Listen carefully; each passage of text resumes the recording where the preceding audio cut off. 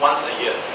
Some companies, they do it 6 months once, which is still okay, right? 6 months once and all that. But you must do, right? You must do, because you need to understand what your customers are thinking. Now, it's very dangerous if your customers are not talking about it.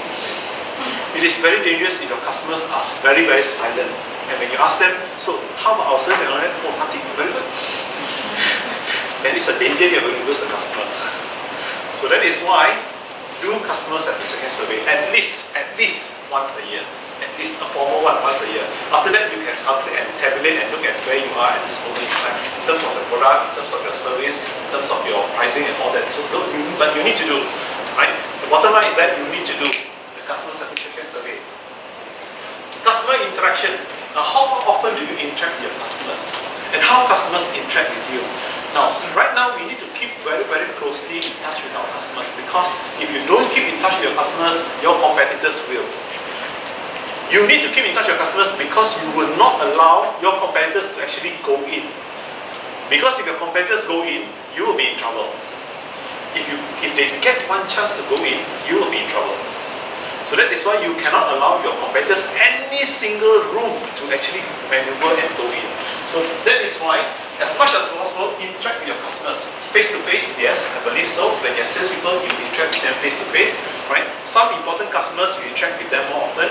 Less important, you interact with them less often, alright? Yes, yeah.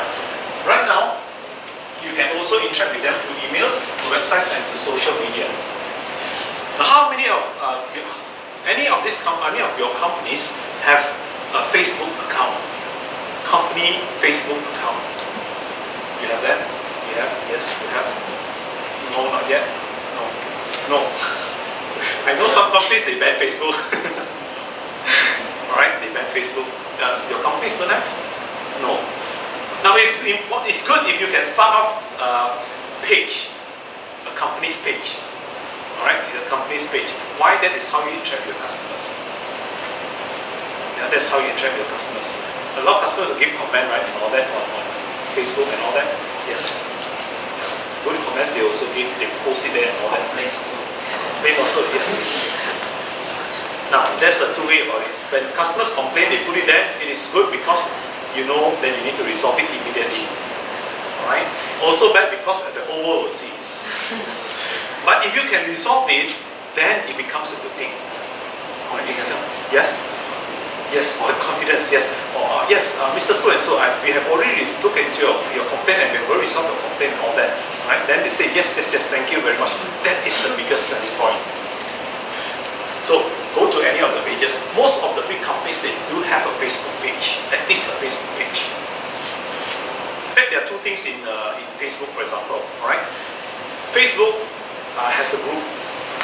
This one is for your own group, right? For a group. Any information you want is within the group. They also have one page which is for the public.